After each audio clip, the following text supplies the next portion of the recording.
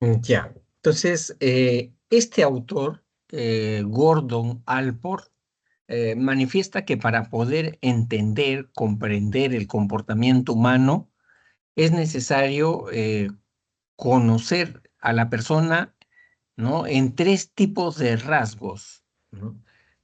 Los rasgos secundarios, rasgo central y rasgo cardinal, ¿no? El rasgo secundario es aquello que puede cambiar fácilmente en el comportamiento humano. Si la personalidad es algo estable, es decir, no cambia ni siquiera de un año para otro, ¿no? Porque es algo estable, predecible, ¿no? El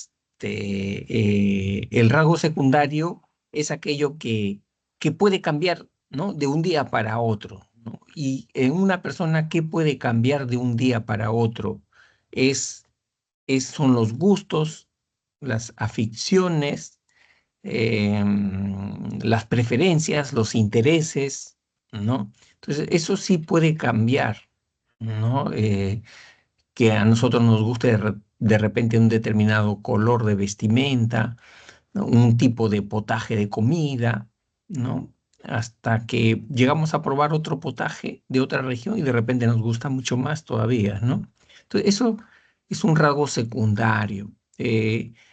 También Alport decía que el rasgo secundario es aquello que es muy específico, ¿no? Es una conducta muy ante una situación dada, ¿no? Una situación muy particular, ¿no? Por ejemplo, cuando nosotros estamos estresados, ¿qué hacemos? ¿No? ¿Nos volvemos irritables o nos ponemos a llorar, ¿no? Entonces, ante situaciones muy específicas, eso también es parte del rasgo secundario, ¿no? Un poco el rasgo secundario es un comportamiento que está en la superficie de la personalidad del individuo, ¿no? Entonces, ¿qué hacemos cuando nos enojamos, no? ¿Cuál es nuestra conducta cuando nos enojamos? Entonces, esos son rasgos secundarios, ¿no? Los rasgos centrales son aquellos que explican una faceta de la persona, ¿no? En relación a la vida, ¿no? Por ejemplo, cuando nosotros nos relacionamos con las personas, ¿cómo somos? ¿Introvertidas o extrovertidas, ¿no? Pero ese comportamiento no lo es todo, ¿no? Porque hay otras facetas en la vida del individuo. Por ejemplo, si es una persona organizada, planificada, o es una persona improvisada, desorganizado, ¿no? Entonces, son rasgos centrales. Eh, si somos estables emocionalmente, ¿no? Serenos, tranquilos, o si somos inestables, volubles, cambiantes en nuestro estado de ánimo, nuestras emociones, ¿no? Entonces, esos son rasgos centrales, explican una faceta en la vida del... Y para Gordon Allport habría más o menos 10 rasgos centrales bipolares, ¿no? 10 rasgos. Es con esos 10 rasgos centrales bipolares se puede explicar el comportamiento de una persona, ¿no? Y luego él hablaba, hola Luis, correcto, correcto Luis. Él hablaba del rasgo cardinal, ¿no? El rasgo cardinal es lo que ya define a una persona, ¿no?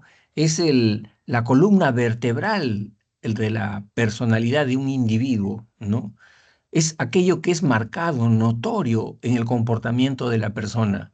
Es decir, que todo su entorno, familia, amigos, ya lo conocen por ese rasgo, ¿no? Entonces, hay personas, por ejemplo, que son renegones, ¿no? Cascarrabias.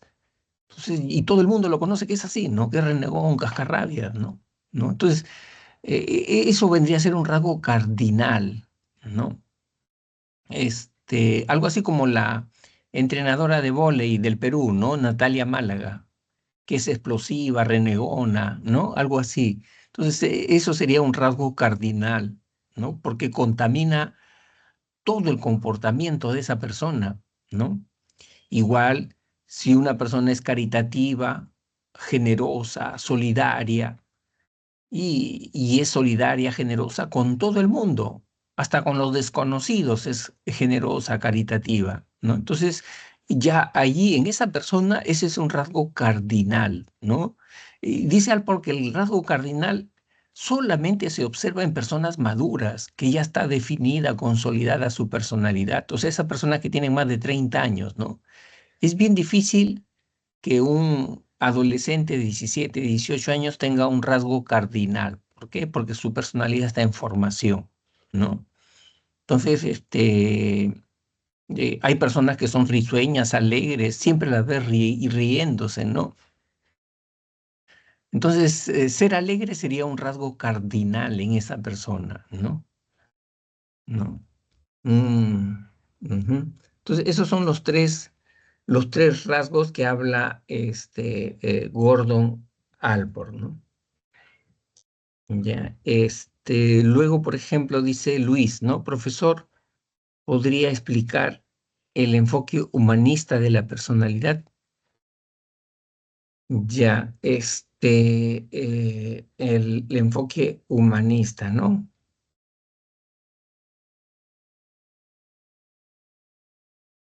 Ujú.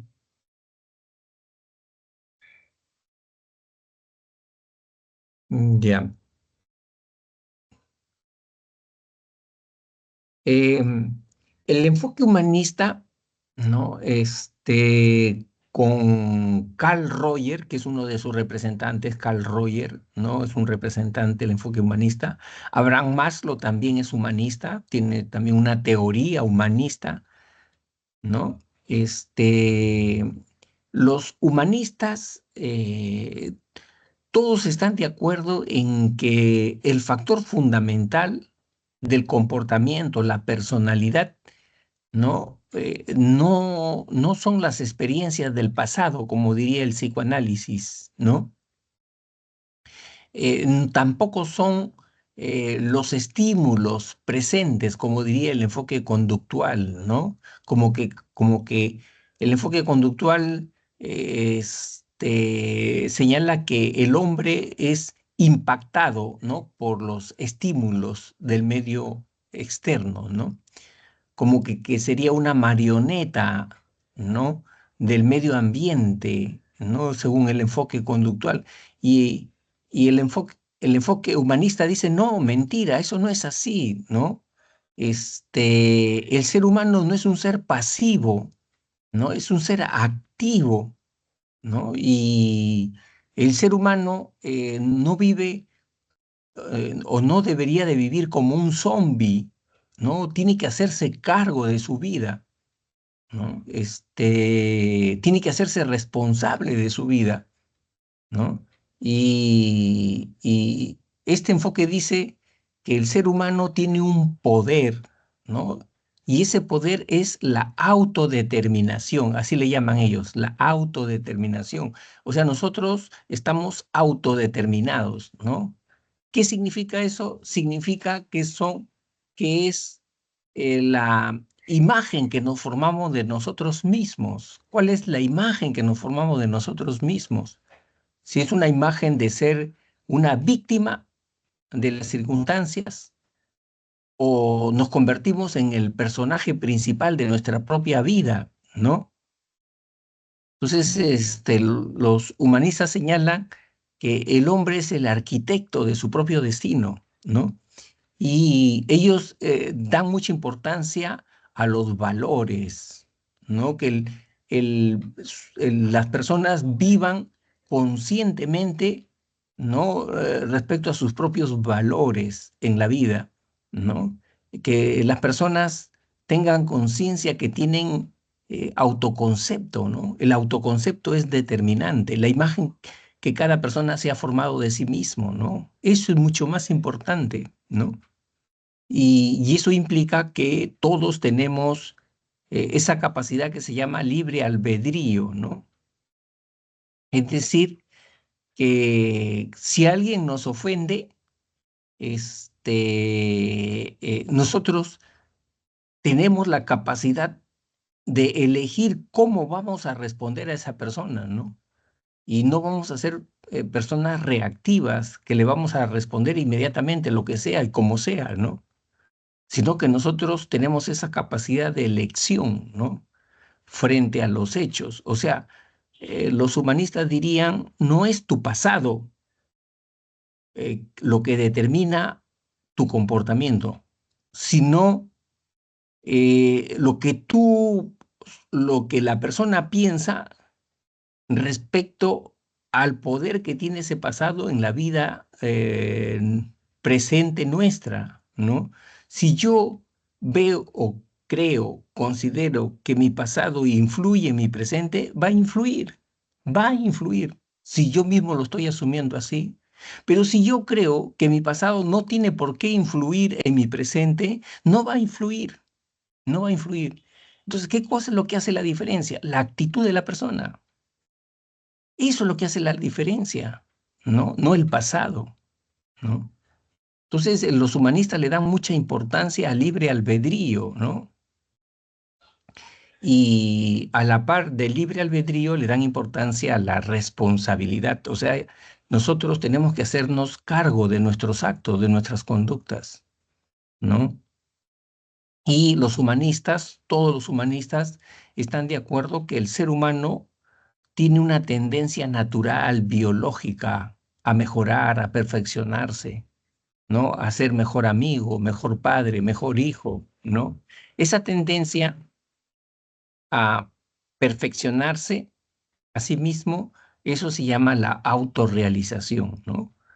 Cuando yo me doy cuenta que soy bueno para el arte, me doy cuenta que soy bueno para el deporte, me doy cuenta que soy bueno para la investigación y desarrollo esos talentos, esas habilidades, ¿no? Entonces, a eso llamó la autorrealización, ¿no? Entonces, los humanistas se consideran dentro de la psicología la tercera fuerza, ¿no? ¿Cuál fue la primera fuerza? La primera corriente fue el psicoanálisis. La segunda fuerza fue los conductistas, ¿no? La psicología conductista. Y la tercera fuerza, los humanistas, ¿no? Entonces, ese es básicamente las tesis principales, ¿no? Del enfoque humanista, ¿no?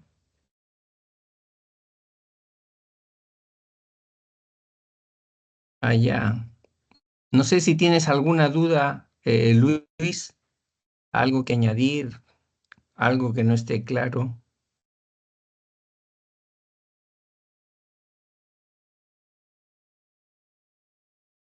Sí, profesor, las dos teorías entonces buscaron la autorrealización, ¿no? La de Maslow y de Rogers. Sí, sí, sí. Ok. Ajá. Sí, tienen esa misma, sí. Esa misma tesis, las dos teorías humanistas, ¿no? Ujú.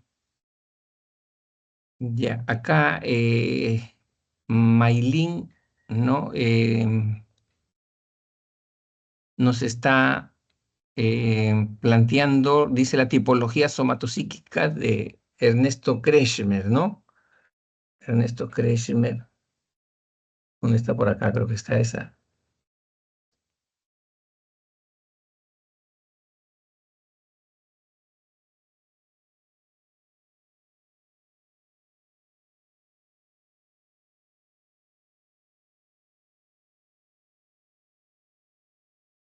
Ya. Ernesto Kretschmer fue un psiquiatra alemán, ¿no? Él considera que, o consideró, porque ya fue pues hace como 70 años atrás, ¿no? Se dedicó a medir las estructuras corporales de las personas, ¿no? Cuánto tienen de cuello, de brazos, cintura, ¿no? Tronco. Comenzó a hacer miles de mediciones y llegó a la conclusión que habían tres biotipos corporales, ¿no? Uno alto, delgado, huesudo, ¿no? Pálido, ¿no? Esa estructura anatómica, un biotipo, le llamó leptosómico, ¿no? Y a esa estructura corporal eh, dice que él encontró que había una relación, ¿no? Entre esta estructura corporal, ¿no? Y el temperamento esquizotímico, ¿no? Personalidad esquizotímica, ¿no? Que son personas, dice, introvertidas, calladas, reservadas, ¿no? Entonces él correlacionó, ¿no? Las personas altas y delgadas con esta personalidad, ¿no? Después encontró que esas personas que eran de estatura baja, que eran gorditos, rechonchos, adiposos, ¿no? Que sobresalía la grasa y un vientre pronunciado, ¿no? A ellos les correspondía la personalidad o los temperamentos ciclotímico, ¿no? Ciclotímico. Y ellos en su comportamiento son sociables, alegres, carismáticos, ¿no? Luego encontró un tercer tipo, un tercer biotipo corporal, ¿no? El atlético. Estatura mediana, gruesos, corpulentos. ¿Qué destaca en ellos? Los músculos, ¿no? Los músculos son lo que más destaca en ellos, ¿no? ¿Y qué personalidad le correspondía o temperamento? Gliscrotímico, ¿no? Y en su comportamiento son personas decididas, perseverantes, un poco agresivas, ¿no? Esa es la teoría de Kretschmer. Ahora, esta teoría ha quedado en desuso, ¿no? Porque no se ha confirmado las tesis de Kretschmer, ¿no? Al contrario, ¿no? Hay muchos casos de personas que son delgadas y son sociables, ¿no? Muchos casos de personas que son gorditas, obesas, ¿no? Y son introvertidas, ¿no? Entonces, la realidad refutó la teoría de Kretschmer, ¿no? Por eso que ya no se usa, pero se coloca acá como una cuestión histórica nada más, ¿no? Sobre los primeros estudios de la personalidad. Ya. No sé si tienes alguna pregunta, Maylin, sobre este tema.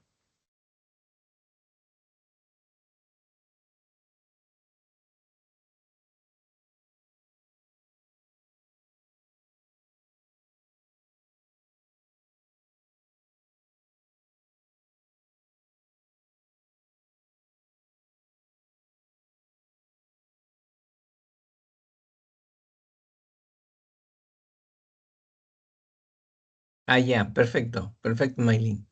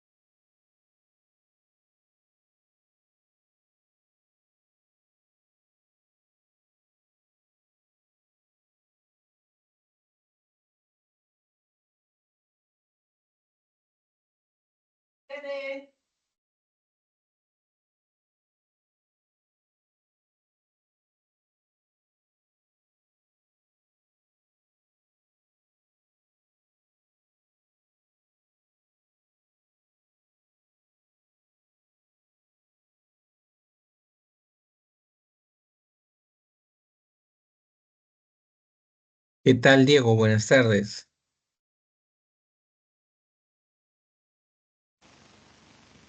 Profesor, ¿podría explicar la diferencia entre temperamento y carácter? Ya,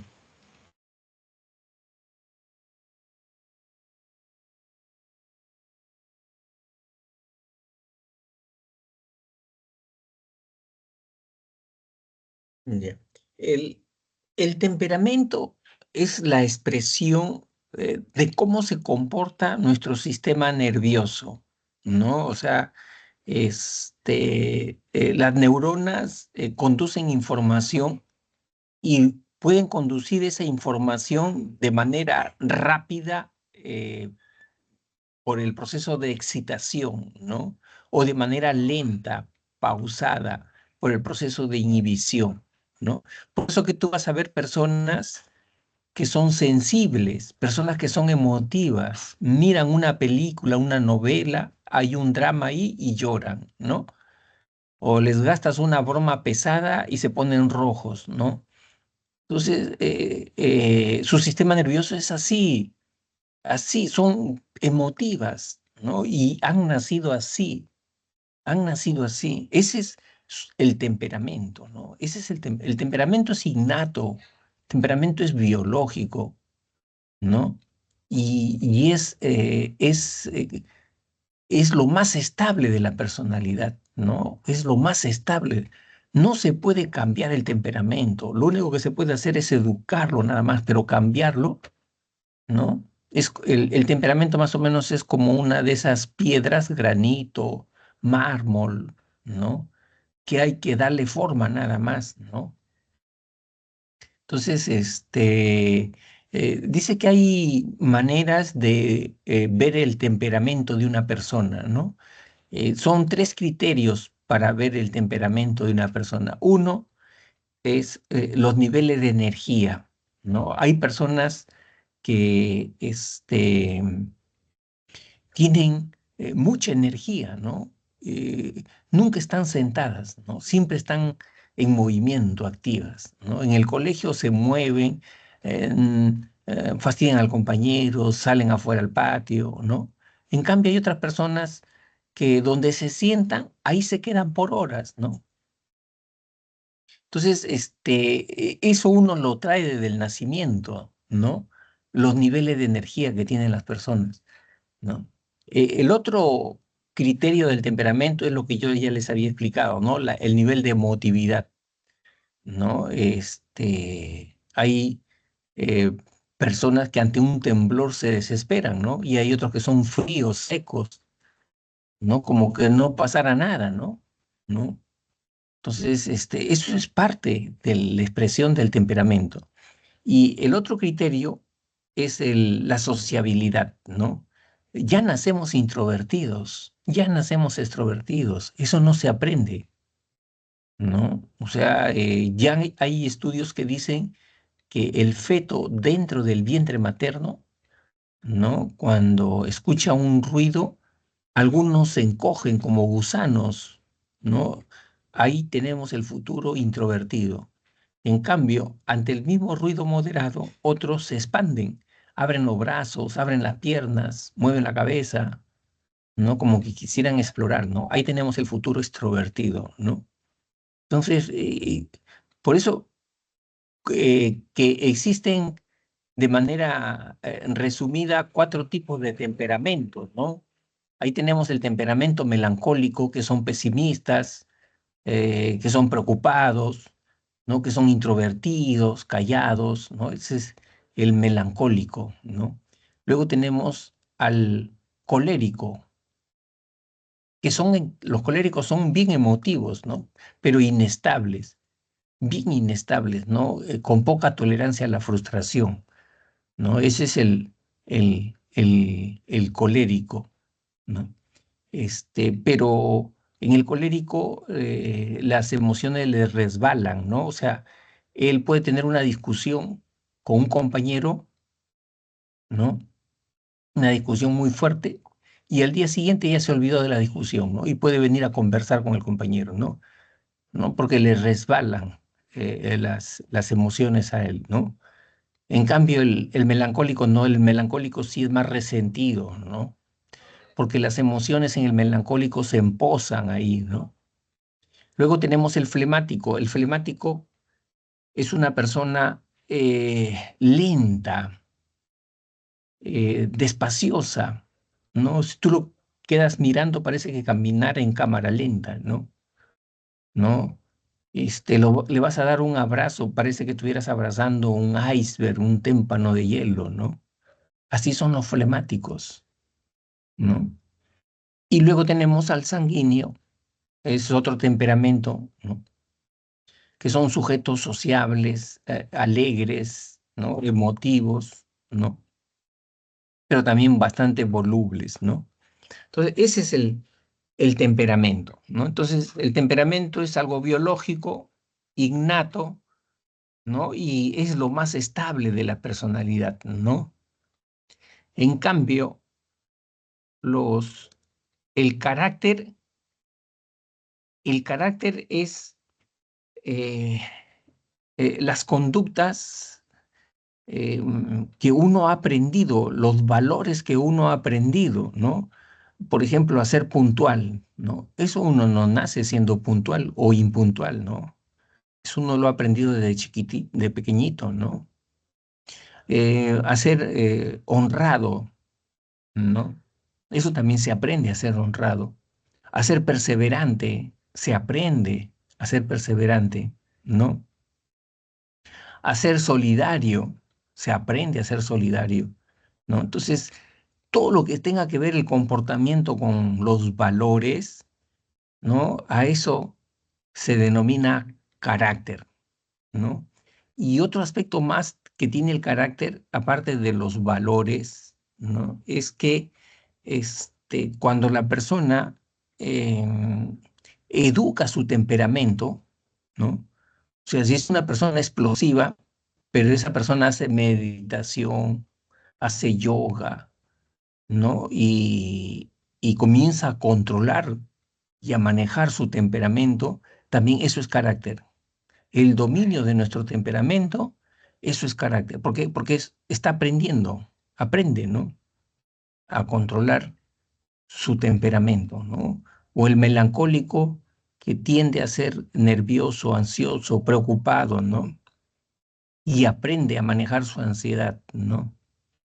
Entonces, eso es carácter, ¿no? El dominio de nuestro propio eh, temperamento, ¿no?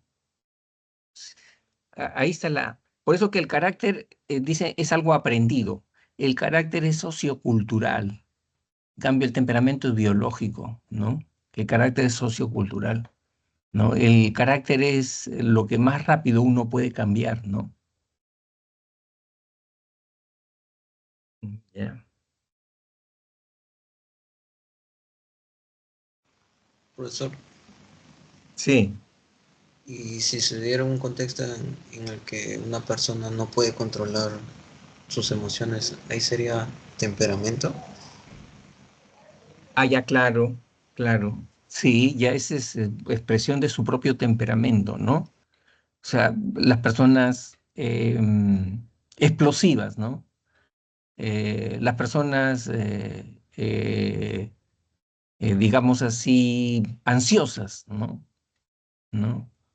Entonces, esa es una expresión de su propio temperamento, ¿no? Que todavía les está costando manejar, ¿no? Gestionar bien, ¿no? Esa conducta, ¿no?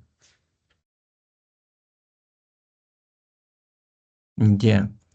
Acá de repente les puedo pasar un video muy bonito, Luis, ya que Diego está hablando sobre ese tema. A ver, hay hay un video muy bonito,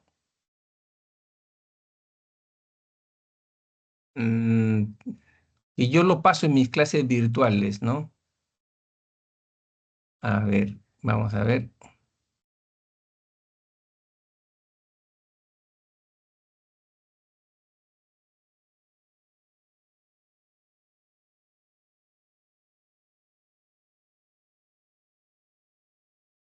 temperamento y carácter.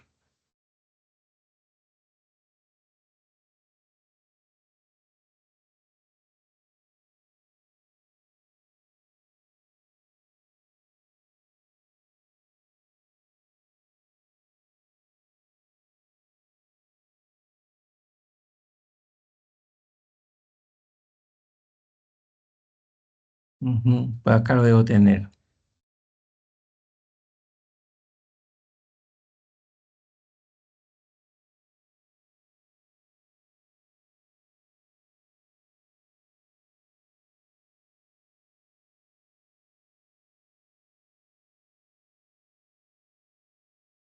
Personalidad, concepto, personalidad, perdón, crecimiento lateral, pauta de la autoestima.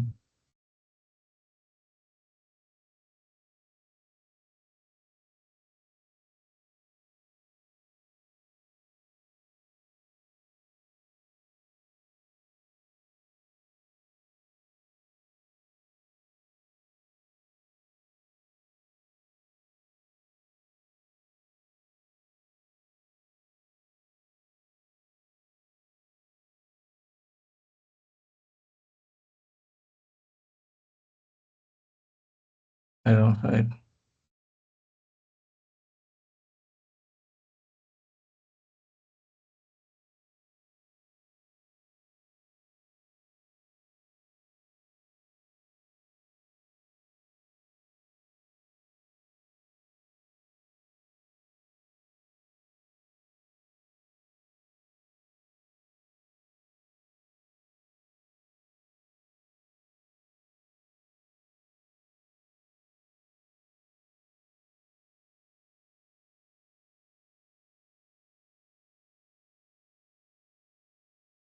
A ver, ojalá que le mucho hoy. Kenji. Profesor, simplemente Sí, pégalo ahí donde dice Google, nada más. ya, acá está, creo. Acá está.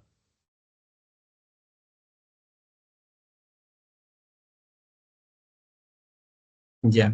Voy a dejar de compartir para...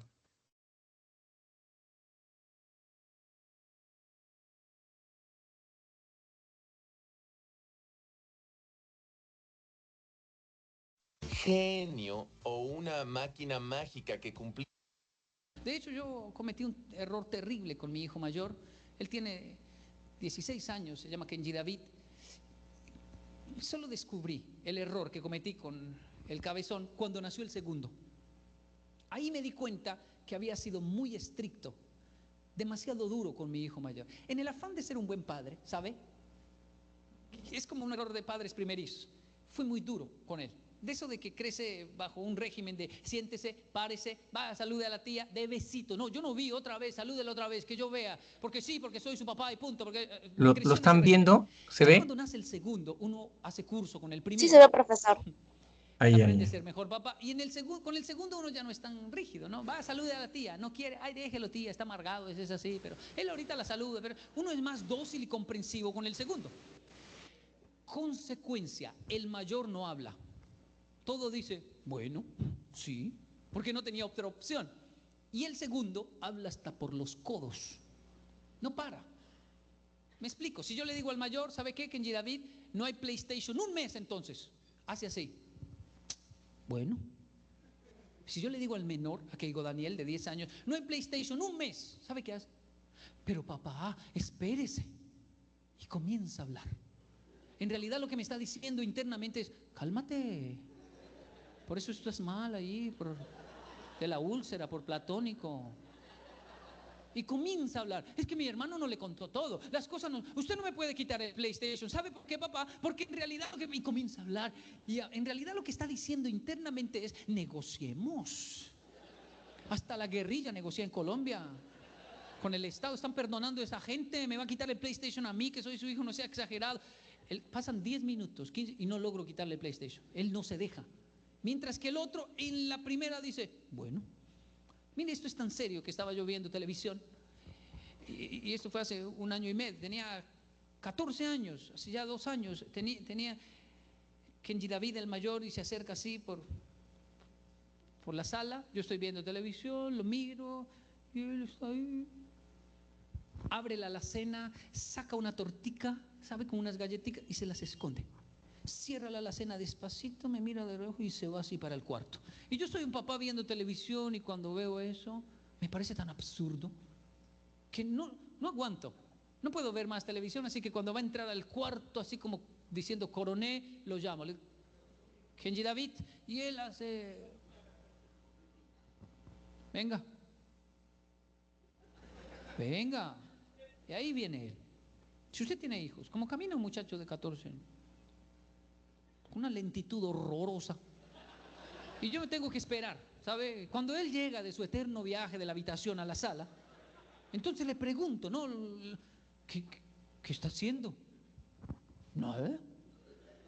¿Nada? Y entonces, ¿qué lleva ahí? Y se ríe un poco y dice, unas galletas. Y se lo digo con ironía, a ver si entiende, ¿no? Está robando galletas dentro de su propia casa. Y riéndose más, dice, no, es que no entiendo, hijo. Usted tiene todo el derecho a abrir la alacena, comerse unas galletas, llevárselas para el cuarto. Tiene 14, ¿por qué se las esconde? Y riéndose más dice, no sé. Y ahí entiendo lo que está pasando, apago el televisor, lo siento frente a mí y le pido perdón. Le digo, perdóneme, es mi culpa.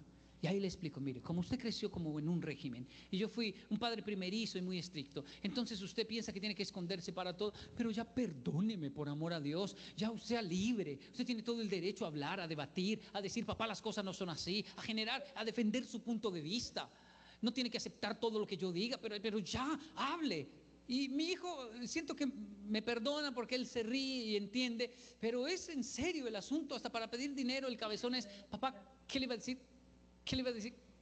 ¿Qué me iba a decir? Ah, sí, es que necesito. Todo eso para pedir $1. Con el otro tengo ese otro problema. El otro es un sinvergüenza. Kenji David el mayor me dice, papá, y el otro sí dice, papá. ¿Qué pasó? ¿Qué digo, Daniel? 9 años tenía, no olvido eso. Papá, ¿qué pasó? Aquí, rápido. ¿Dónde? Y me asusto porque está gritando. Aquí en el baño. Y voy corriendo a ver si es un animal que se metió, se cayó. Y cuando entro, aquí, ¿qué pasó? ¿Qué digo, Daniel? 9 años, sentado en el vaso, así haciendo popó, y me dice, no hay papel. ¿Cómo? ¿Qué digo? Mire, no hay papel. ¿Y yo vendo papel o qué? No, en serio, papá, mire, no hay papel. No, yo también hablo en serio. Yo vendo papel. Y él se queda así mirando así como, me dice como, con sus ojos me dice, no entiendo el chiste, traiga el papel. Y yo tampoco encuentro más nada que decirle y me voy a traer el papel. Pero paso donde mi esposa a preguntarle, ¿eso es normal? Están todos en la casa y el sinvergüenza me manda a mí a traer el papel. Él piensa que soy su esclavo. Ese loco no me respeta. Y ella me dice, no, sí lo respeta, es que no le tiene miedo como el otro pobre loco que tiene allá. Le digo, es verdad. Voy y le llevo el papel al sinvergüenza ese e intento resarcir a como dé lugar el error cometido con el mayor. Solo se puede progresar en la vida cuando uno reconoce, acepta, pide perdón. No solo son errores, hay que reconocer nuestro carácter y temperamento. Son Kenji David, Keigo Daniel, 2 niños de un hogar, pero son mis hijos, pero tienen un temperamento distinto. Ahí no hay nada que hacer, el temperamento se hereda. Lo que intentamos formar en mi hogar y aquí es un carácter de liderazgo, porque el temperamento no se puede cambiar, solo se logra dominar con el carácter. Porque el temperamento no se puede cambiar, solo se logra dominar con el carácter.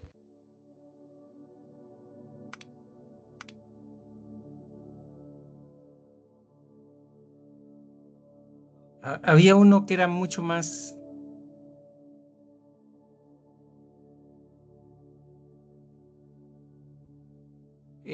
ahí sobre lo que él estaba hablando, lamentablemente,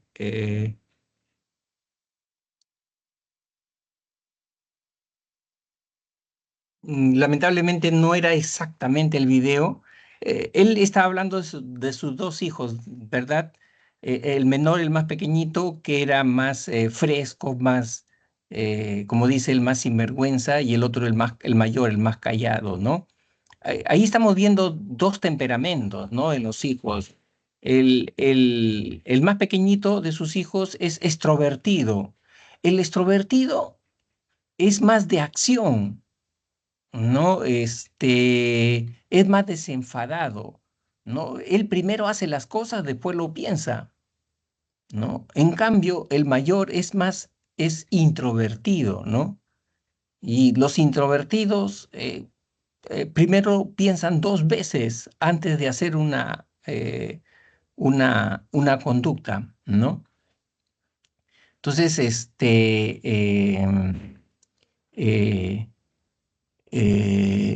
son dos temperamentos diferentes que tiene dos hijos con dos temperamentos diferentes, el que tiene ¿no? Este conferencista, ¿no? Y como él dice, ¿no? El temperamento no lo podemos cambiar, lo tenemos que educar, ¿no? Porque si no educamos el temperamento, puede salir la parte más oscura, más negra de nuestro temperamento, ¿no? Por ejemplo, este, los melancólicos que no educan su temperamento melancólico, fácilmente les da ansiedad, ¿no? O depresión, ¿no? Que ese es o sea, son muy susceptibles de sufrir de ansiedad y depresión las personas que tienen temperamento melancólico. ¿Por qué? Porque no han educado su temperamento, ¿no? Los que tienen temperamento flemático, ¿no? Que son un poco fríos, secos, distantes, ¿no? Y son introvertidos también, ¿no? Entonces a ellos la parte negra, oscura de ese temperamento es que se vuelven flojos, haraganes, ociosos, ¿no? Entonces, todos los temperamentos tienen su aspecto positivo y su aspecto negativo, ¿no? El sanguíneo también, ¿no? El sanguíneo que son extrovertidos, sociables, emotivos, locuaces, ¿no? Ese es el sanguíneo, ¿no? Su parte más negativa es que son volubles. ¿Por qué? Porque tienen hambre de afecto no, de experiencias, de estímulos. Les gusta hacer cosas, no tener emociones fuertes, ¿no? Por eso que muchas veces son personas que lo que empiezan no lo terminan, ¿no? Son inestables muchas veces, ¿no? Entonces ahí está la, la diferencia entre temperamento y carácter, ¿no?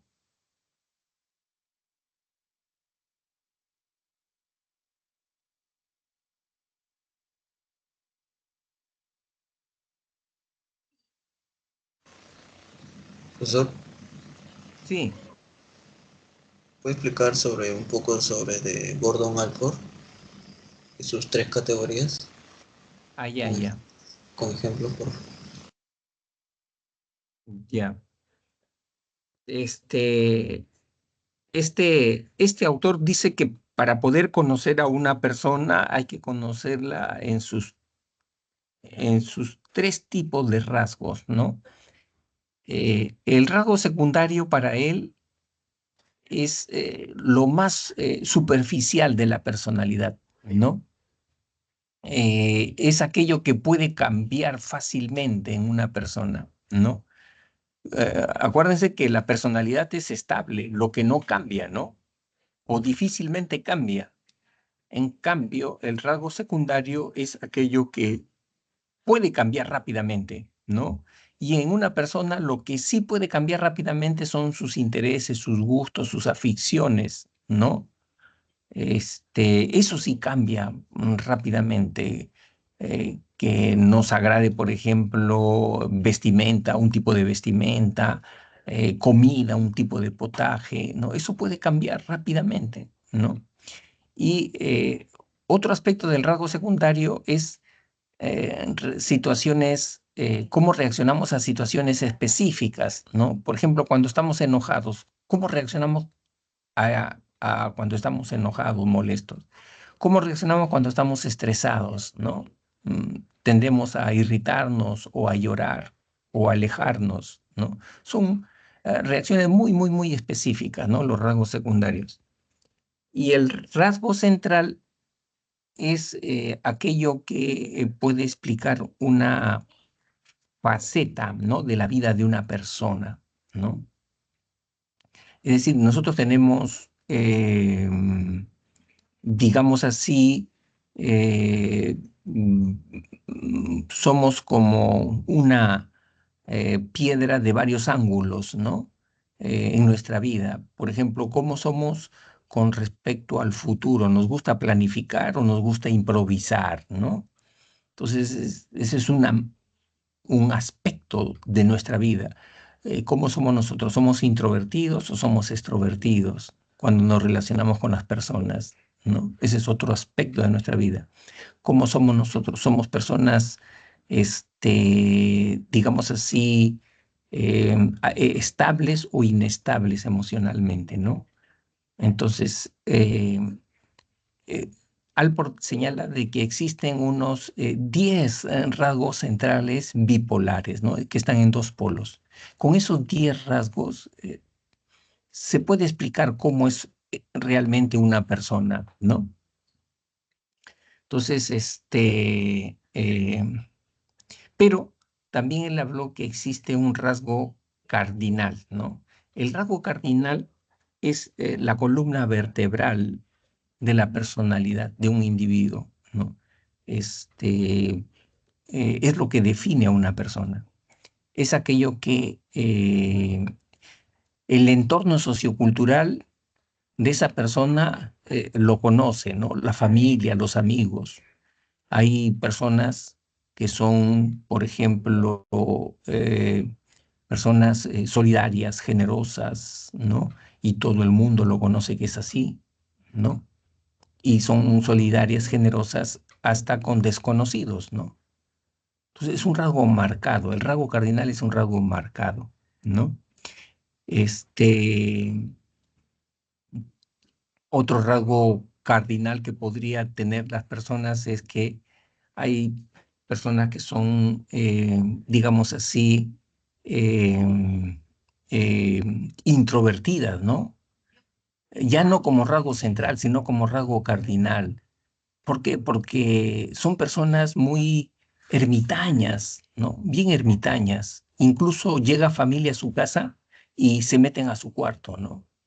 Ni siquiera saludan a su propia familia, ¿no? Tienen, ¿no? Muchos años viviendo por su barrio y nadie lo conoce, ¿no? Entonces, en ese caso, la introversión ahí ya no es un rasgo central.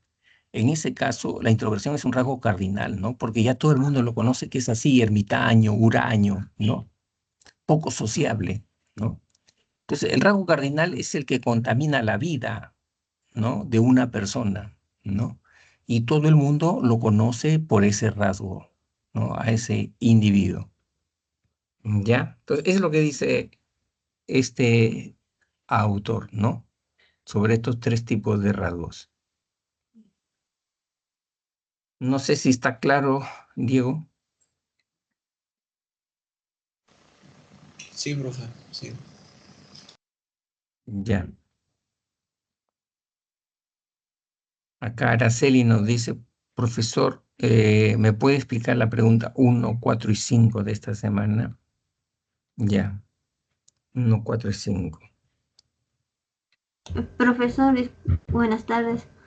Buenas tardes. Respecto a lo que acaba de decir de que el rasgo cardinal englobaría a la persona, o Ajá, sí, sí, sí, claro. Es aquello que es aquel rasgo que más destaca en una persona, ¿no? Y que justamente por ese rasgo todo el mundo conoce a esa persona, ¿no?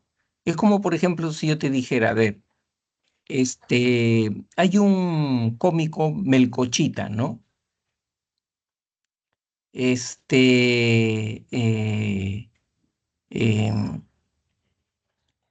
¿Cómo qué tipo de persona lo conocen a Melcochita, ¿no? No sé, bueno, ojalá que lo conozcan, ¿no? Es un cómico que ya tiene más de 80 años, ¿no? Entonces, que es alegre, Es un tipo alegre, ¿no? Y todo el mundo sabe que es alegre, ¿no? ¿No? Entonces, la alegría sería un rasgo cardinal en el caso de Melcochita, ¿no? ¿No? Por eso dicen que el rasgo cardinal solamente se observa en personas ya maduras, ¿no? Mayores de 30 años. Difícil que una persona de 18 o 20 años tenga un rasgo cardinal, ¿no? Porque su personalidad está en formación, ¿no? Pero ya las personas mayores de 30 años ya tienen una personalidad consolidada, ¿no? Entonces ellos sí llegan a tener un rasgo cardinal, ¿no? Pueden llegar a tener un rasgo cardinal. Profesor, ¿y el de rasgo central cómo era? Simplemente hacer una descripción de la persona, ¿no? Cuando tú haces una descripción de la persona, José es una persona responsable, ¿no? Es una persona sociable, es una persona colaboradora, ¿no? O sea, estás empleando varios rasgos para describir a José, ¿no? Entonces, estás empleando rasgos centrales, ¿no? ¿No? Ahí Así, hablamos de rasgos centrales, ¿no? sí, profesor, gracias. Profesor, Ya. respecto a la pregunta uno, ¿me Ah, podría ya. decir, ajá, ¿me puede decir por qué la uno sería falso? Disculpe. Ah, ya. Porque en la proposición uno, en la primera parte está muy bien, configura rasgos de comportamientos únicos. Hasta acá está muy bien, excelente.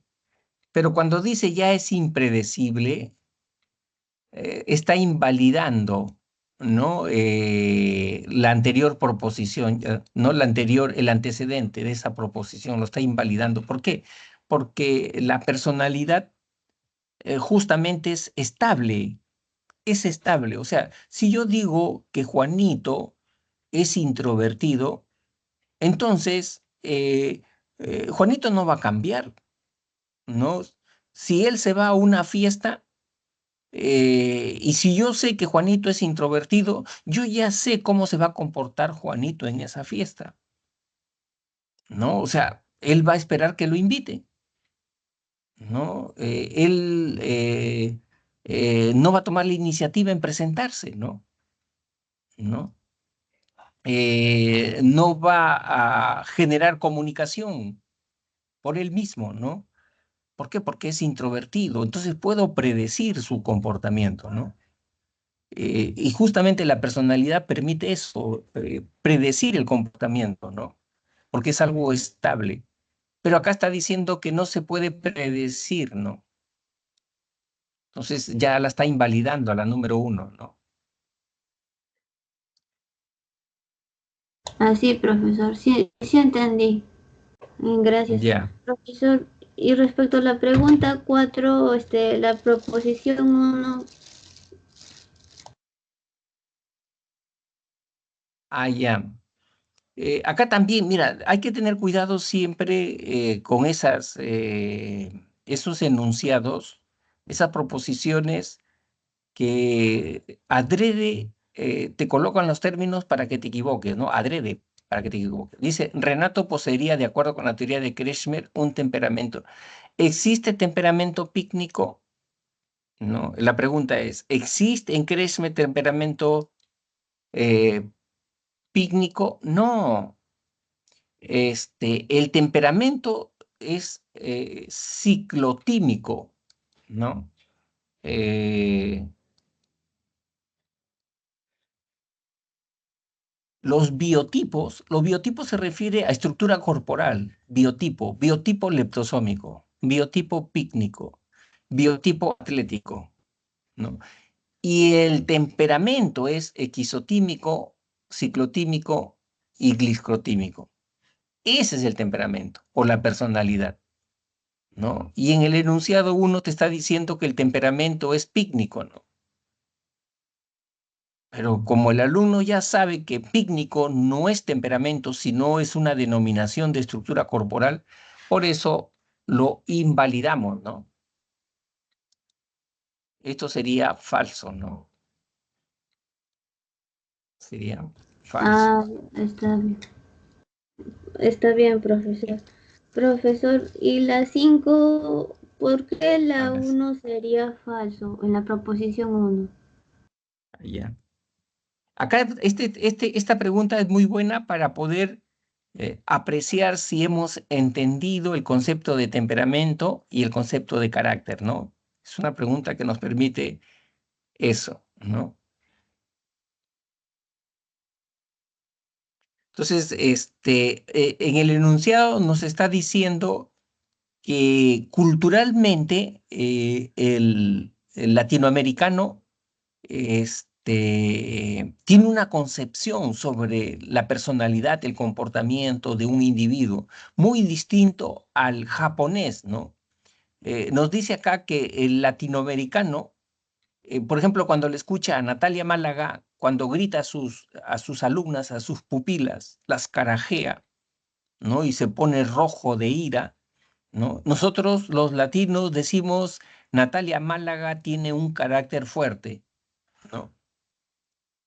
Eso es lo que decimos los latinos, Natalia Málaga tiene carácter fuerte, ¿no? En cambio, en Japón dice, ¿no?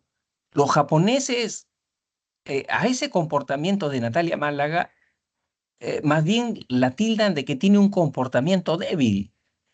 ¿Quién es el que tiene comportamiento fuerte para el japonés? Es aquella persona que domina su temperamento, ¿no?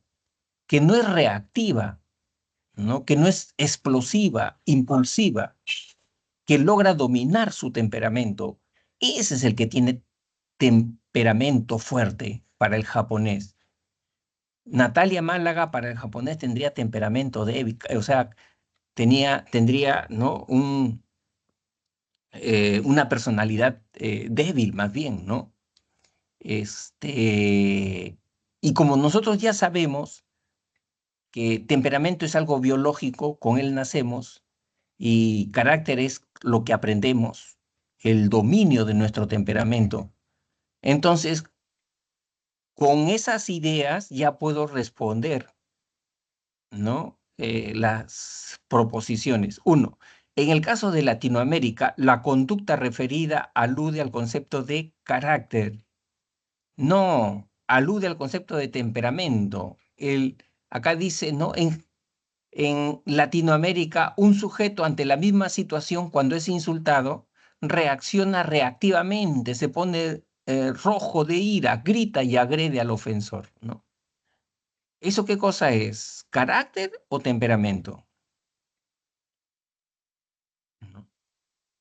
No sería temperamento Ese- porque, digo carácter porque es algo que la ira es aprendido de la sociedad, no sería carácter. Esa parte no. no, acuérdate que el temperamento se conoce a una persona por su temperamento por tres criterios: nivel de energía, emotividad, ¿no? Y introversión y extroversión, ¿no? Entonces, la persona que reacciona de manera muy emotiva, demasiado emotiva, esa es una expresión de su temperamento, ¿no? O sea, la persona, por ejemplo, que se muerde las uñas, ¿no? La persona que ofende fácilmente, ¿no? Esa es expresión de su temperamento, ¿no? En este caso, un temperamento nervioso, un temperamento colérico, ¿no? ¿No? Entonces, eso es temperamento, ¿no? Carácter, no. Carácter es cuando yo educo mi temperamento. He logrado educar mi temperamento, ¿no? O sea, tengo examen, ¿no? Pese a que tengo un temperamento emotivo, me sereno, ¿no? Me sereno, me pongo tranquilo, ¿no? ¿Y por qué tengo esa conducta? Porque he educado mi temperamento, ¿no? A eso se llama carácter, ¿no? Eso es carácter. Se podría decir de que el temperamento, por ejemplo, es ser una persona impulsiva pero mi carácter hace que domine esa impulsividad. Claro, Ya, ese es así carácter, sea más sí, tranquila. sí, sí. Pero acuérdate que el carácter, ese es una, digamos así, es un ángulo del carácter, ¿no? Otra forma de ver el carácter es cuando las personas adoptan valores, aprenden valores, cuando la persona es una persona, por ejemplo, puntual, ¿no? Es una persona ordenada, ¿no? Eso es carácter, ¿no? ¿Por qué? Porque se mueve en el mundo de los valores, ¿no? Cuando la persona es solidaria, generosa, ha aprendido un valor, ¿no? Eso es carácter, a eso se llama carácter, ¿no? O sea, el carácter es dominio del temperamento y aprender un valor, ¿no? Ya. Sí, pero Entonces, en el primer caso, en el caso de Latinoamérica, la conducta referida alude al concepto de carácter, no, temperamento, ¿no? Temperamento, alude a temperamento. Dos, el control emocional que asume un sujeto en Japón ilustra el concepto de carácter, eso está bien, claro, ¿no? Esto sí es carácter, efectivamente. El latinoamericano tiene un temperamento incontrolable a diferencia del japonés. O sea, no hay ningún temperamento que sea incontrolable, ¿no? Todos los temperamentos se pueden educar, todos se pueden educar, ¿no? Entonces, acá es falso, verdadero, falso, ¿no? Falso, la D. Ya, así, profesor, sí lo tengo claro esta vez. Muchas gracias. ya. Acá dice Maylin, profesor, la pregunta 8 y 9, ya. Pregunta 8 y 9.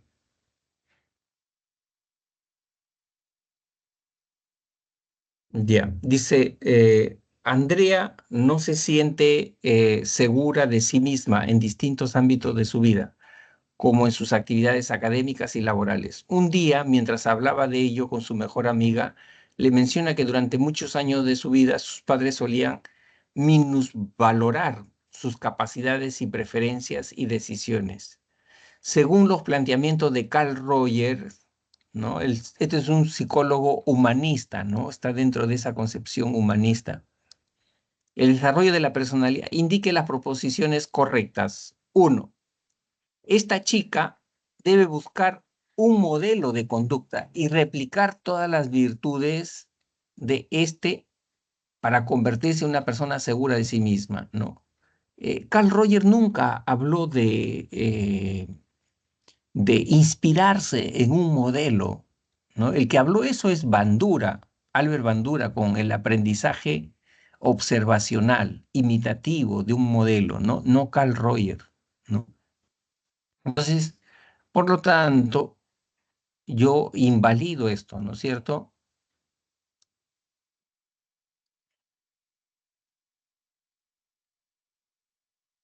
Invalido esto. Dos, la aceptación incondicional de sus propias características es esencial para que pueda afrontar sus dificultades. Estos términos sí son de Carl Rogers, ¿no? ¿No? Él habla de que las personas para que puedan crecer, puedan autorrealizarse, deben aprender a tener amor incondicional a sí mismos, ¿no? Es decir, no valorarse por notas, no valorarse por un ingreso, no valorarse por un título, no valorarse por dinero, ¿no? Porque esos son soportes frágiles, débiles, ¿no? Sino valorarse por ser un ser humano, ¿no? Simplemente por ser un ser humano, ¿no? Entonces, ¿eso cómo se llama? Amor incondicional, ¿no? Ese es amor incondicional a uno mismo, ¿no? Entonces, esto sí está bien. Y tres dice, la insatisfacción de la necesidad de pertenencia al recibir constantes críticas de sus progenitores ha mermado la confianza de sí misma. Esto es una idea de Abraham Maslow, ¿no? De Abraham Maslow, no de Carl Rogers, ¿no? ¿Se acuerdan las 5 categorías de necesidades? Las necesidades fisiológicas, la necesidad de seguridad, de pertenencia, de estima y autorrealización, ¿no? Eso no lo planteó Carl Rogers, sino Abraham Maslow. Entonces, la respuesta correcta sería solamente la 2, ¿no? La 2.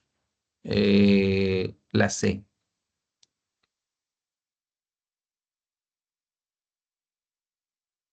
Ya.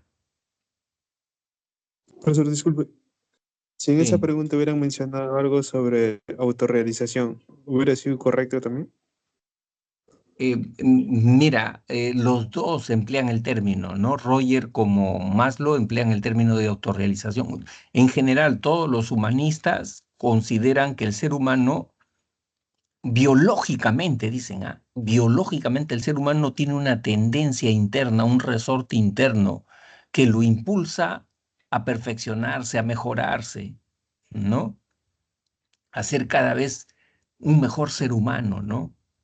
¿No? Sino que muchos vivimos como zombies. Entonces hay que despertar, hay que tomar conciencia, ¿no? De desarrollar esa capacidad interna nuestra, ¿no? A mejorarnos, a perfeccionarnos como seres humanos, ¿no? Sí, los dos hablan sobre eso, sí.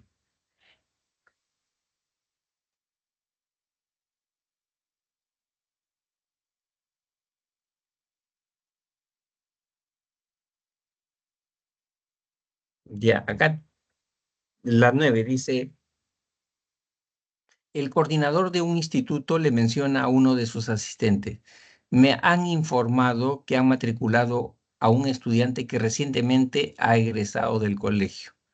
Este alumno tuvo varias sanciones por su conducta inapropiada en los últimos 3 colegios en los que estuvo.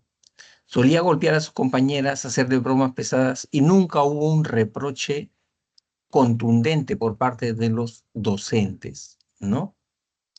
Más bien sus amigos del aula siempre se reían de sus acciones, ¿no? Esta conducta, ¿no? De ese estudiante, ¿por qué mantiene esta conducta el estudiante, ¿no? La pregunta sería así, ¿no?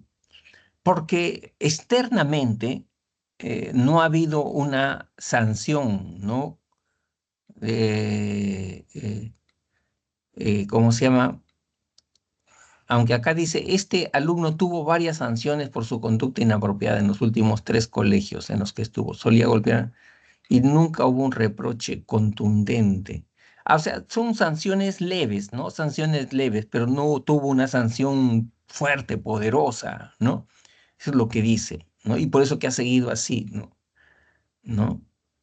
Entonces, ese tipo de explicación, ¿y qué enfoque podría asumir ese tipo de explicación, ¿no? Cuando consideran que la conducta es una expresión del medio externo, ¿no? Del medio ambiente, es una expresión del medio ambiente, del medio externo, ¿no?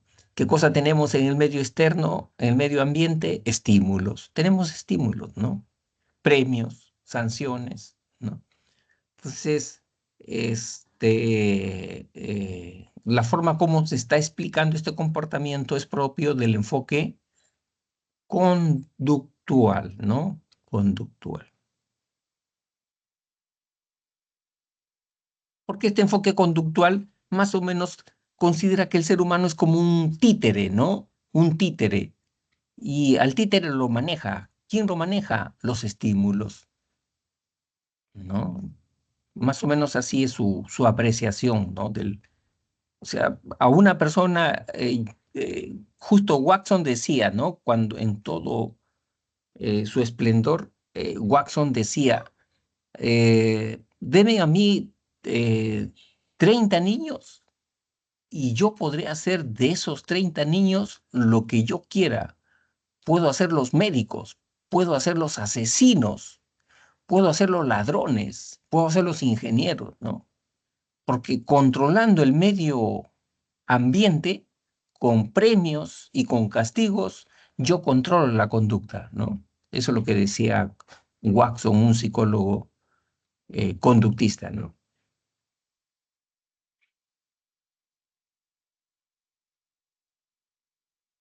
Profesor, buenas tardes. Una pregunta, Buenas tardes. profesor.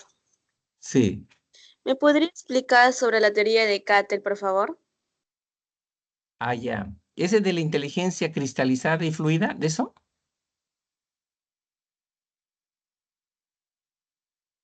¿O Se trata sobre el impulso sexual, el hambre y las emociones. Pero sí está dentro de la teoría de la personalidad. ya? Profesor, Cattell, em, este, ujú, mm, sobre sobre la motivación de Raymond Cattell no he escuchado, ¿ah?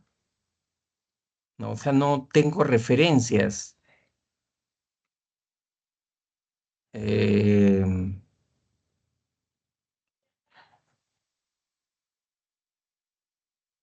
no tengo referencias que él haya abordado el tema de la motivación, ¿no?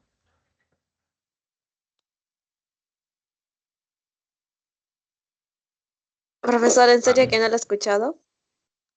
no, sobre motivación, no, eh, la verdad que no. A ver, ujú, motivación, vamos a motivación.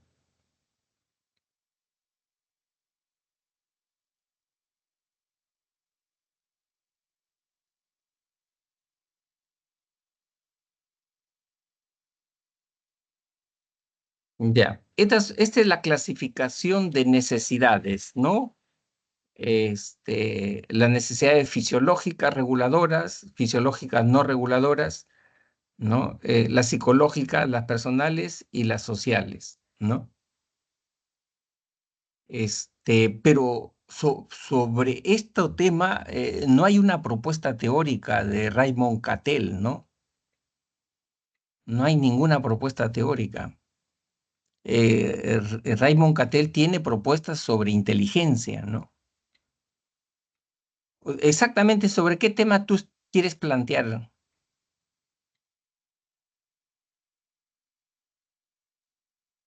Ah, no sé, como la personalidad, profesor, porque esa es mi duda.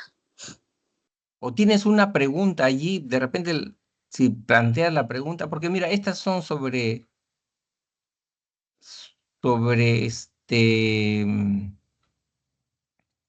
eh, estas necesidades psicológicas personales, ¿no? Es una propuesta de Ryan y Deci, ¿no? Es una propuesta de Ryan y Deci. Eh, Estas necesidades psicológicas sociales, ¿no? Es una propuesta de McLean, ¿no? Un psicólogo norteamericano, McLean, tiene esta propuesta de estas tres motivaciones, ¿no? O necesidades, ¿no? O sea, no hay, por lo menos yo no conozco de una propuesta de Raymond Cattell o de Cattell sobre personalidad. Cattell tiene una propuesta de los 16 rasgos, ya ahorita estoy recordando, ¿no? Habla de 16 rasgos, Cattell, ¿no? En la personalidad, ¿no? Pero no es un tema que nosotros le hemos enseñado acá en la pre, ¿no? Sí, de los 16 rasgos. Él habla de 16 rasgos, Cattell, ¿no? Cattell. Pero no está dentro de la teoría.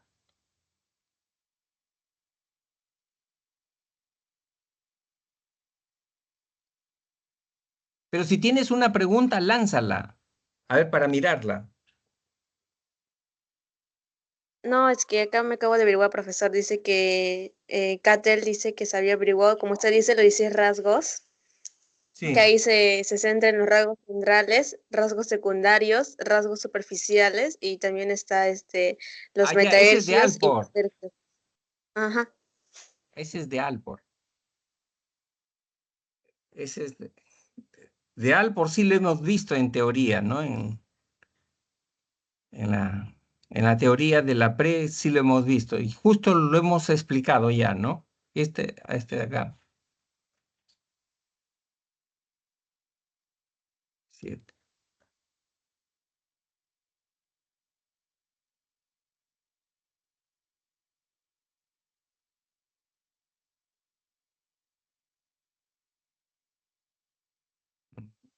Pero profesor, Sí, sobre la teoría de Cattell, dice, él se basó más que todo en el ergio y el metaergio. ¿No ya. es así? Sí tiene su propia clasificación, ¿no? Pero son conceptos que no lo estamos abordando nosotros en la pre, ¿no? En la pre no estamos abordando esa clasificación, ¿no? De Cattell, ¿no? Pero lánzala la pregunta para ver, para mirarla, ¿no? Se lo manda por foto. Ya, claro. Ya. Ahí está bien, profesor. Ya.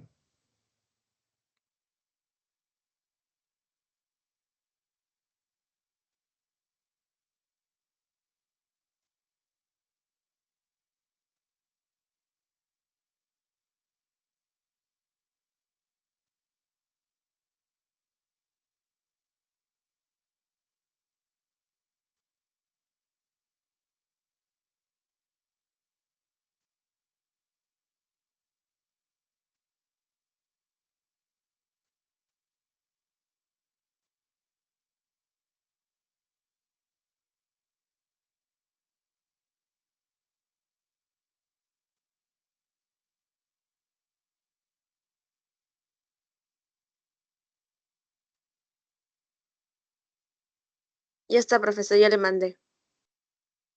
Ya. Ajá.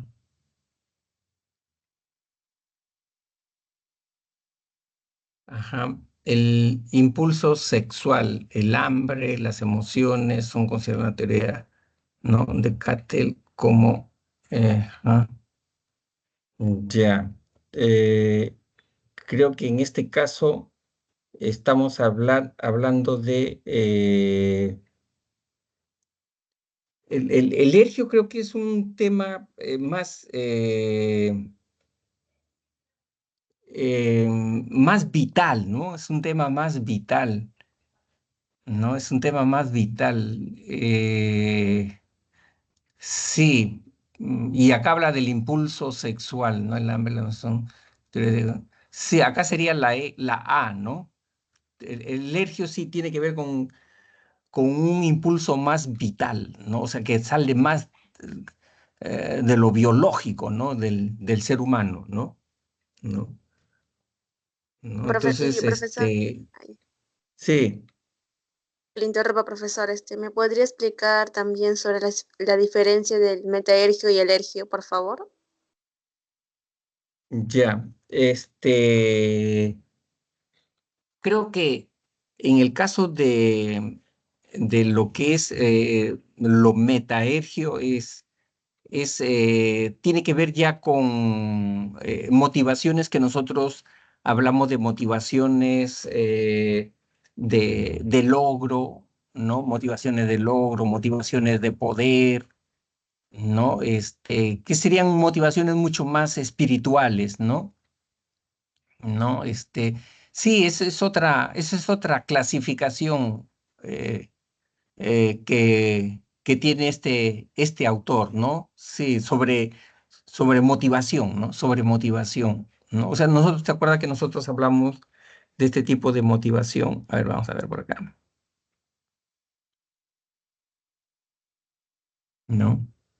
donde interviene mucho la cultura, ¿no? La motivación de logro, ser el mejor, ser el primero, ¿no? Motivación de poder, ¿no? Esa motivación de estar eh, liderando, dirigiendo personas, ¿no? ¿No? Y de afiliación, ¿no? De mejorar el vínculo, la relación con las personas, ¿no? Básicamente esa es la clasificación que hace este autor, ¿no? Pero eso no te van a preguntar. Pues sí, ya lo sé, profesor, es que no podía Ya. dormir sin las dudas, profe. Ay, ay, Pero ay. muchas gracias, Ya, profesor. ya.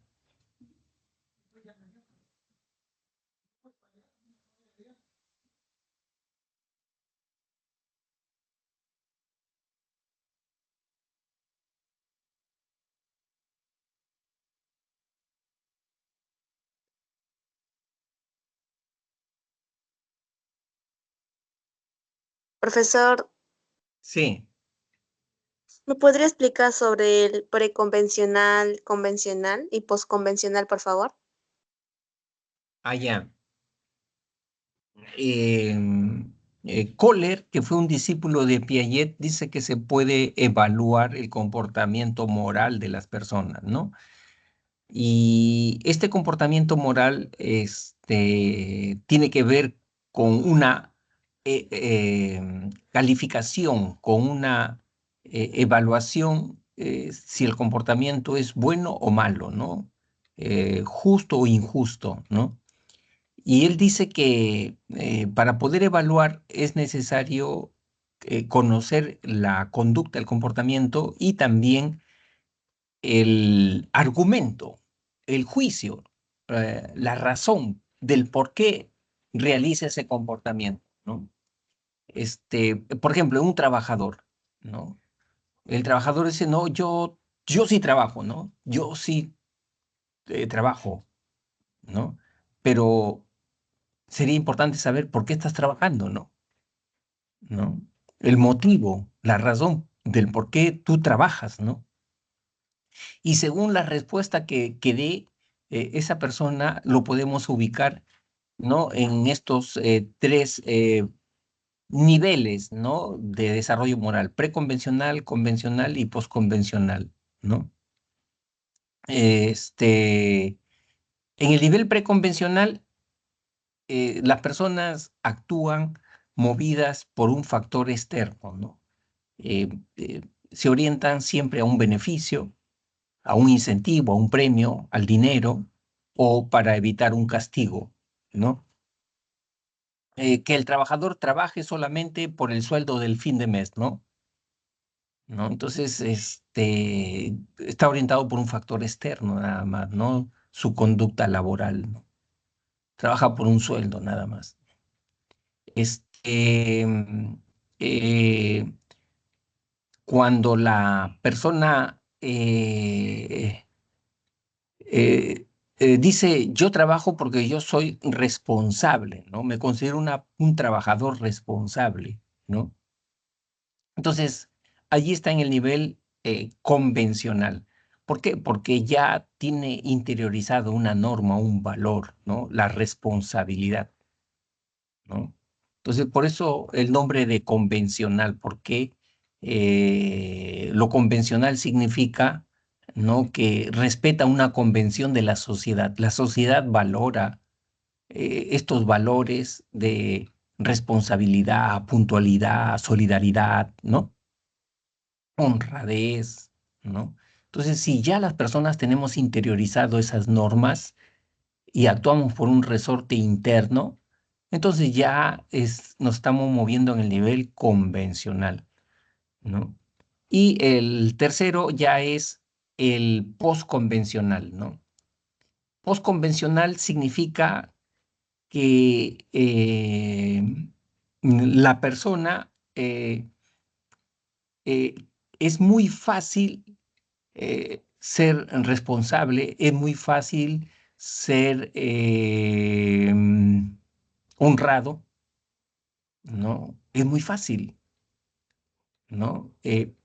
Lo difícil es cuando a esa persona la ponemos en un dilema, en una encrucijada, ¿no? Cuando lo tentamos, mejor dicho, cuando lo tentamos.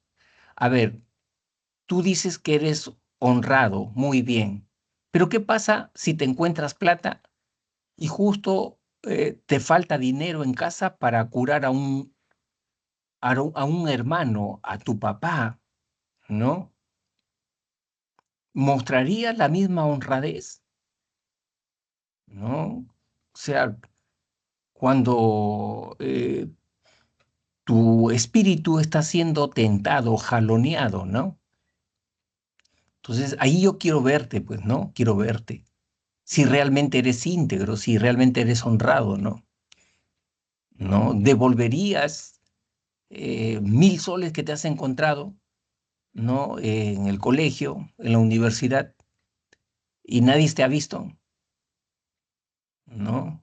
Y nadie está reclamando en ese momento el dinero, y justo en casa hay problemas económicos, de salud, familiares, ¿devolverías esos 5.000 soles o esos 1.000 soles? ¿No? Ahí te quiero ver, ¿no? Entonces, si la persona eh, se orienta, ¿no? Por un principio ético, la persona sí lo devuelve, ¿no? Sí lo devuelve, ¿no?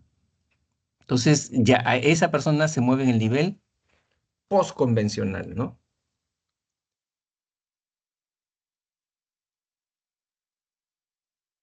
No sé si ya está Muchas gracias, claro. profesor. Ah, sí, está claro, Ya. profesor. Acá dice Ana, las 7 y la 8. Ya, entonces con las 7 y la 8 concluyo porque yo he entrado temprano y justo hoy día tengo un compromiso, ¿no? Entonces, esta vez me van a disculpar, chicos. Ya, entonces Ana dice las 7 y la 8. Ya, Sí, profesor, algo puntual nada ya, más. ya.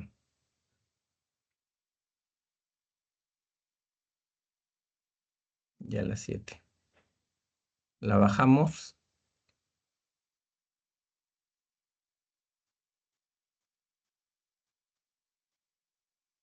Dice, Hans Eysen elaboró un inventario de personalidad ligado al temperamento. Con respecto a la propuesta de este autor, identifique la alternativa que comprenda en relación a los planteamientos de Hans Eysen, nada más, ¿no? 1. La dimensión de psicotismo está relacionado con los grados de estabilidad e inestabilidad emocional. Esto es falso. Estabilidad e inestabilidad emocional está relacionado, es parte de la dimensión de neuroticismo, no psicotismo, neuroticismo, ¿no?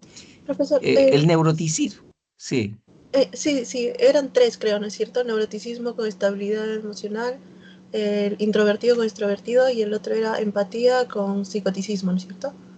claro. Lo que pasa es que hay que conocer la dimensión. Primero es importante conocer la dimensión, ¿no? Em,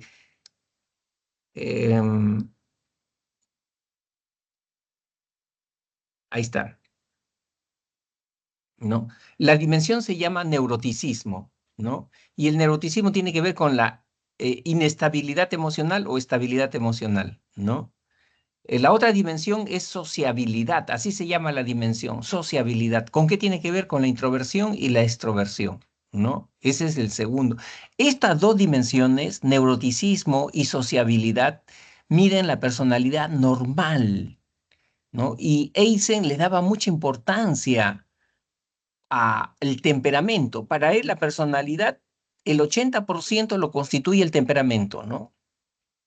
O sea, tenía un enfoque bastante biologicista del comportamiento, ¿no? Entonces, y eso es algo innato, como sabemos nosotros, lo del temperamento, ¿no? Y la tercera dimensión es el psicotismo, ¿no? Y el psicotismo no es locura, es simplemente eh, el comportamiento de ciertas personas cuando distorsionan la realidad, ¿no? Que son personas conflictivas, ¿no? Son bien conflictivas, confrontacionales, tienen poco control de sus impulsos, ¿no? Ese es el psicotismo para Eysen. Entonces, con eso ya yo digo, no, esto es falso, pues, ¿no? Esto es falso, porque son dos dimensiones diferentes. Psicotismo y neuroticismo son dos dimensiones diferentes, ¿no? Entonces, ya, esto es falso. Para Eisen, Sí. el psicoticismo estarían las personas bipolares, ¿eso? ¿Sí? Es- las que tienen, sí, cierta distorsión, ¿no? De la percepción de la realidad. Sí, también están allí, sí, sí. Ajá. 2. Para Eisen, los diferentes tipos de personalidad surgen principalmente debido a la herencia. Esto es cierto, porque para él le da mucha importancia al temperamento, ¿no? Entonces, sí, eso es cierto. Eso es cierto, ¿no? Y eso es algo innato, ¿no es cierto? Es algo heredado. 3. El tipo colérico se vincula a la extraversión. Sí, un colérico es extrovertido, ¿no? Y a la estabilidad. No, el colérico es inestable, ¿no? Acá está. El colérico es inestable, ¿no?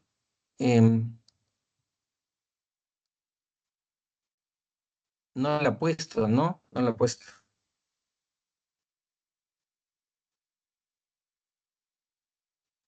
¿Aló? Ah, ya, ya. Ya. Entonces, no lo han puesto esa imagen, pero es Creo inestable, ¿no? ahí también se vincula Sí. porque no es en las tipologías constructivas. ¿Cómo? No está eso de colérico en las tipologías. Tiene que haber una imagen, creo que esta imagen está acá, no está en el PPT. Ahí está, bebé. Este de acá, ¿no? ¿Qué cosa es el colérico? El colérico es un tipo extrovertido, inestable, inestable, colérico, ¿no? Estable está por acá. Hay que ver esa imagen, tienes que revisar, ¿ya?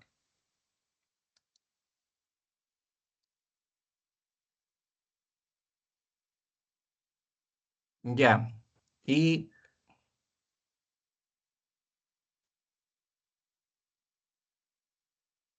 7. Y la ocho está acá, ¿no? La 8 solo ha Me están tenido planteando en la tercera proposición. en la tercera.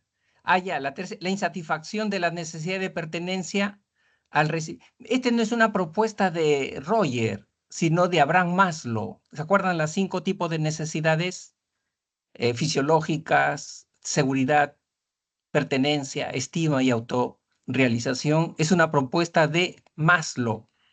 Pero acá me están pidiendo de Roger, por eso que es falsa, pues no la considero. ¿Ya? Muy bien, chicos, muchas gracias por la atención Gracias a prestada. usted, profesor. Gracias a Ya, usted, nos profesor. vemos. Cuídese. Chao, nos vemos. Cuídese mucho, profesor. Hasta luego. Ya, chao, gracias. Gracias por participar. Me voy. Gracias por participar.